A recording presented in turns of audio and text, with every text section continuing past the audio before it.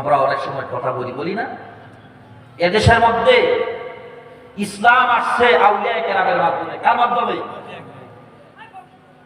হযরত শাহজালাল, হযরত শাহ কোরআন, হযরত শাহ আমানত, হযরত খানজানানী, হযরত শাহ মাখদুম, এই সমস্ত ওলি আল্লাহদের মাধ্যমে ইসলাম এই বাংলার জমিনে আসছে। তারপরে কি মসজিদ কবে? খানকা আগে না মসজিদ আগে? আগে খানকা ছিল। পীর ফকিরেরা আউলিয়া কেরাম খানকা দিয়ে মানুষকে ডেকে ডেকে তরিকতের কাজ করছেন, জিকির করাইছেন, সওয়াব দিছেন। আলহামদুলিল্লাহ বলো 33 বার, সুবহানাল্লাহ 33 বার, আল্লাহু আকবার 34 বার। কালবের জিকির জারি করো। কি জিকির?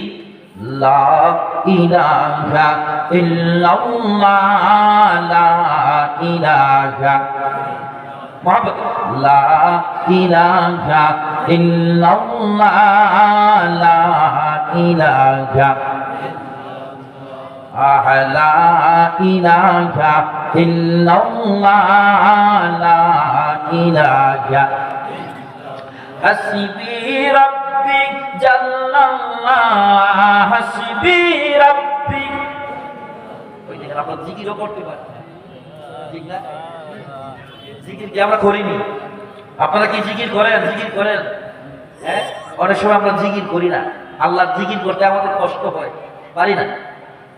হাসবি রাব্বি জাল্লাল্লাহ, হাসবি রাব্বি জাল্লাল্লাহ, মাফি কলবি গায়রুল্লাহ, নূর মুহাম্মদ সাল্লাল্লাহ, লা ইলাহা ইল্লাল্লাহ, লা ইলাহা ইল্লাল্লাহ, লা ইলাহা। এই যে আমরা আল্লাহর জিকির করলাম, ভালো লাগে না খারাপ লাগে? কলব পরিষ্কার হয়। এই কালবের মধ্যে আমাদের জঞ্জাল পড়ে গেছে, শয়তান এই কালবের মধ্যে বাসা বাঁধছে। যখন আল্লাহর জিকির করবেন, আল্লাহ আল্লাহ আল্লাহ, আল্লাহর জিকিরে শয়তান সেখান থেকে পালাবে এবং কান পরিষ্কার হয়ে যাবে। আর কান পরিষ্কার হইলে যখন আল্লাহর কাছে যা চাইবেন আল্লাহ তা দিবে। জোরে কন্যা সুবহানাল্লাহ। আমরা কি আল্লাহর জিকির করতে চাই? তাহলে যদি জিকির করতে চান তাহলে প্রতি সপ্তাহে খানকা করবেন, প্রতি সপ্তাহে খানকা করবেন। রাজি আছেন? কি আপনাদের কষ্ট হয় নাকি? না। প্রতি সপ্তাহে বৃহস্পতিবারে আল্লাহর জিকির করবেন খানকায়, মসজিদে বসে। মসজিদে প্রতি বৃহস্পতিবারে হুজুরকে বলবেন যে আপনারা আমাদেরকে জিকির শিখান, কালবের জিকির শিখান। যেই জিকির করলে কাল পরিষ্কার হবে, যে ইবাদত করলে আল্লাহ খুশি হবে এবং আল্লাহর নিয়ামত আমাদের জন্য আসবে, ওই জিকির আমাদেরকে শিখান। জোরে বলেন আল্লাহু আকবার। এই জিকিরগুলো আমরা শিখবো না? এই জিকিরগুলো শিখবে। সূরা ফাতিহা আপনারা কয়জনে পড়তে পারেন? অনেকেই পারেন। জিজ্ঞাসা করি যদি মুসল্লিদেরকে যে আপনি সূরা ফাতিহা পড়েন, দেখবেন অনেকেই সূরা ফাতিহা পড়তে পারেন না।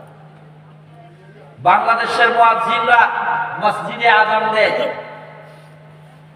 কারণ একজন হুজুর রাখতে হইলে উনাকে হাদিয়া দিতে হয়, একজন মুয়াজ্জিন সাহেব রাখতে হইলে উনাকে হাদিয়া দিতে হয়, দিতে হয় না?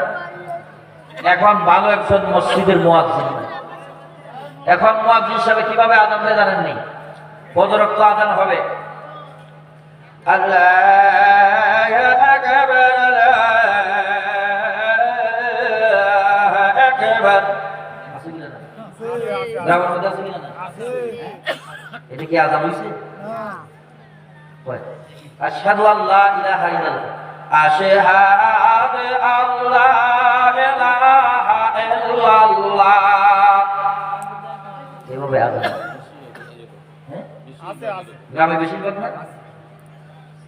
আল্লাহর বান্দা, কবরে যখন যাইবা তুমি,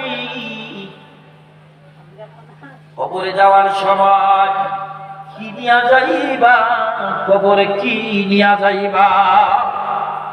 আল্লাহ তোমার কেন পাঠাইলো দুনিয়ায়?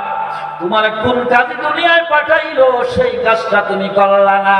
দুনিয়ার জন্য তুমি পাগল হয়ে গেলা, বিবির জন্য তুমি পাগল হয়ে গেলা, মেয়ের জন্য তুমি পাগল হয়ে গেলা, সন্তানের জন্য তুমি পাগল হয়ে গেলা, দুনিয়ার জন্য তুমি পাগল হয়ে গেলা।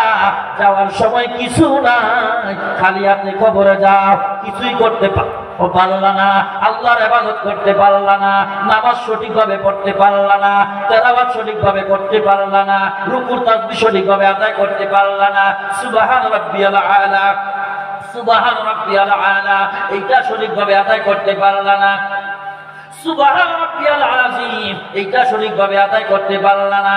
তুমি আল্লাহর বান্দা, আল্লাহর বান্দা, তুমি কেমন আল্লাহর বান্দা, কবরে যাইলে পরে তুমি বুঝবা তুমি কেমন বান্দা। বেন্দানিরা বান্দা তো বন্ধু নয়, বান্দার লাগে কি বেন্দা আছে। এই জন্য চেষ্টা করতে হবে, বয়স হয়ে গেছে, অনেকে আমরা মুরব্বী হয়ে গেছি, এই জন্য লজ্জা হয় না, এটা তো আমি শিখতে পারি না, এটা শিখতে পারো। মুসল্লিদেরকে বললে আজকে মুয়াজ্জিন সাহেব নাই, একটু আপনি আকামতটা দেন। ইমাম সাহেব আজান দিল, মাগরিবের নামাজের আজান ইমাম সাহেব দিছেন, এখন একজন মুসল্লি থেকে আকামত দিতে হবে না? আকামত দিবে, এখন কি করে? কাটতে মাসাল্লাহ, কাটতে মাসাল্লাহ, কাটতে মাসাল্লাহ, কি আজান, কি দে ওই আজান দেখেন। এখন কি শিক্ষাটা আমরা শিখছি, আউলিয়া কেরাম আমাদেরকে কি শিক্ষা দিলেন, নবীর উম্মতদেরকে আমার নবী কি শিক্ষা দিলেন, সাহাবায়ে কেরাম কি শিক্ষা দিলেন, এর ধারে কাছেও আমরা না। আমরা শুধু বিল্ডিং, ছেলেরে বিয়ে করাইতে হবে, কোন জায়গায় বিয়ে করাতে হবে, যেই ফ্যামিলিতে টাকা আছে, যে ফ্যামিলিতে টাকা আছে। হুজুর আমার জন্য দোয়া কইলেন, বলে কি, আমার ছেলেটারে বিয়ে করাইছি কিন্তু পুত্র বউটা ভালো হয় না, আল্লাহ যেন তারা হেদায়েত করে। আপনি কিভাবে পাইবেন?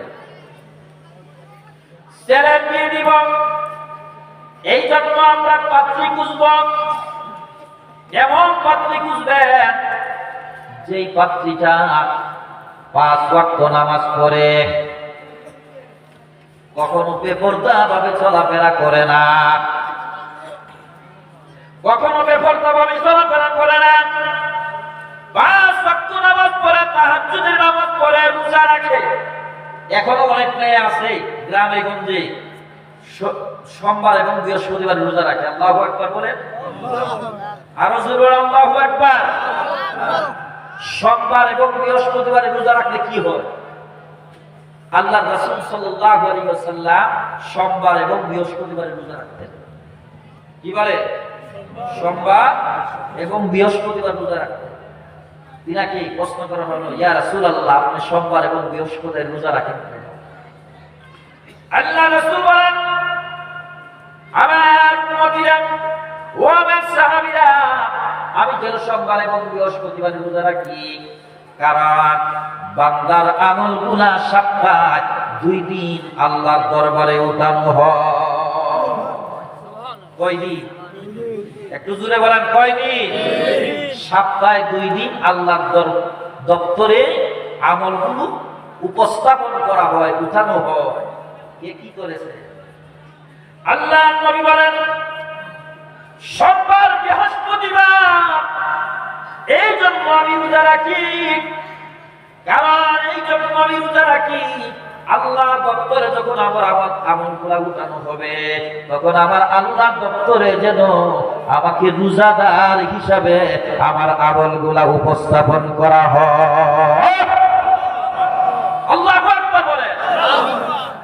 আমরা ওই নবীর উম্মত, আমরা তো রাসূলের আদর্শকে বাস্তবায়ন করার চিন্তা।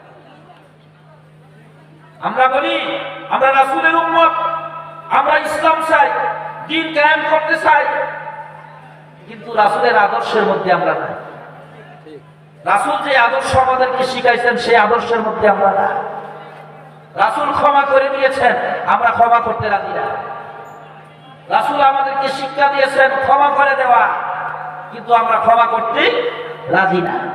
আমরা নিজেরা অনেক কিছু মনে করি, দেমাগ, অহংকার, তাকাব্বুরি,